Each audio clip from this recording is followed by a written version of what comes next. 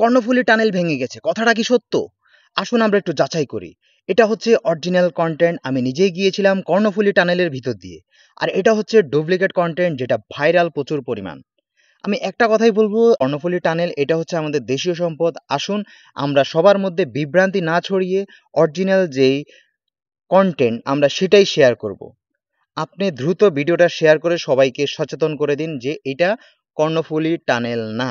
যেটা original Karnaphuli tunnel সেটা এখনও ঠিক আছে, ইনশাআল্লাহ আগামীতেও ঠিক থাকবে।